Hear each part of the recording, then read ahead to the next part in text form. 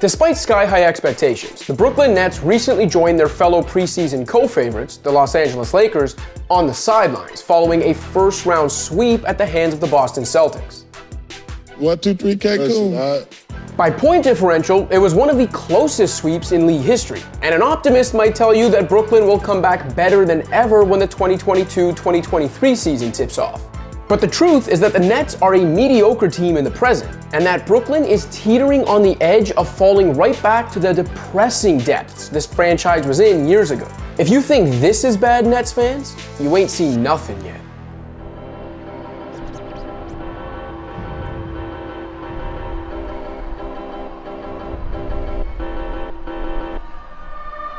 There's a case to be made that if everything goes right, the Nets can be dominant next season. After all, having Kevin Durant, Kyrie Irving, and Ben Simmons on the court should mean automatic contention. Plus, Brooklyn will get Joe Harris back after the sharpshooter missed most of this past season following ankle surgery.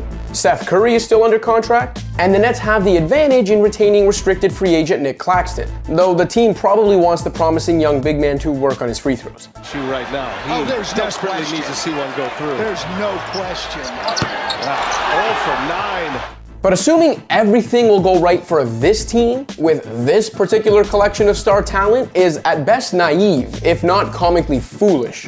What an idiot.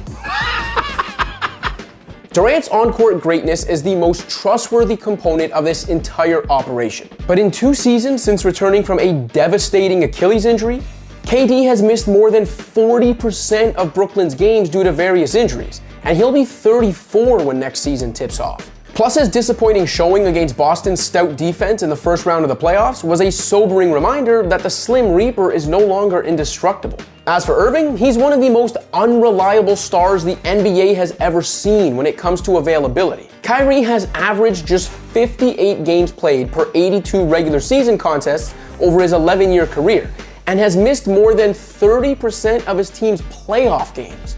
In the last 2 seasons alone, Kyrie has missed time due to vaccine refusal and a bizarre mid-season personal break that left even the Nets perplexed. Having somebody making wild decisions that make no sense, that benefits nobody. Oh, yes. Right, yes.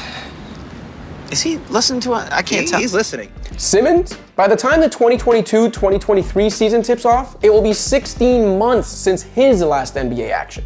Not because of injury, although a back issue did contribute to his most recent absence, but because his own poor play and lack of development led to his former team, the media, and fans shaking his confidence beyond immediate repair. So, could the Nets compete with all 3 stars on the court? With Simmons providing a defensive and transition spark Brooklyn hasn't had in the KD and Kyrie era?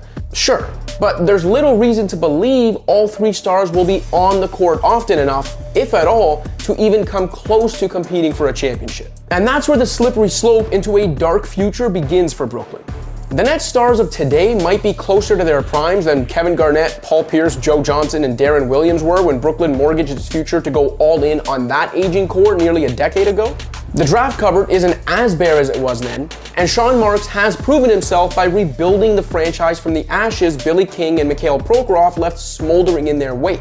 But the team's murky future does look more like the late 2010s than Nets fans want to admit. Even if you take Kyrie, who can become a free agent this summer, off the books, the Nets would still have more than $112 million committed for next season. Durant's all-time body of work as one of the absolute greats, and the way he looked when he was actually on the court during the 2021 season and 2021 playoffs made extending him in 2021 a no-brainer.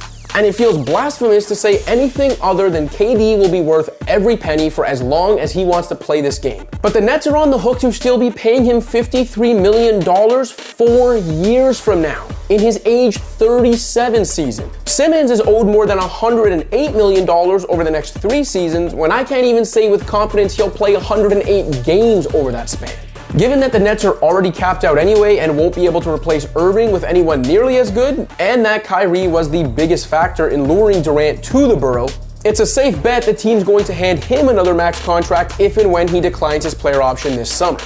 Good luck with that. But even if the Nets protect themselves with games played incentives in Irving's next contract, they'll still be looking at a scenario where Kyrie, Simmons, and KD leave them capped out through at least 2025. Brooklyn will be relying on an aging superstar and two of the flakiest all-stars in the game to stay on the court, while only having tools like the taxpayer mid-level exception and minimum contracts to use to fill out their supporting cast over the next few years.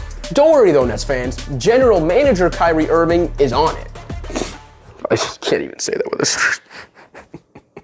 As for that aforementioned draft cover, sure, it might not be as barren as it was when the Nets went all in for those aging Celtics. And Marks did recoup some draft capital in turning James Harden into Simmons, but it's still bleak.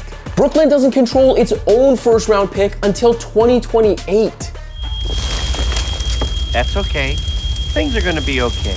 There's little reason to believe in this team right now, and even less to be excited about in the future. Brooklyn's best chance to win something of significance with Durant and Irving might have already passed them by. The rest of the NBA will likely continue to leave them in the rear view going forward, and there's not much the Nets can do about it.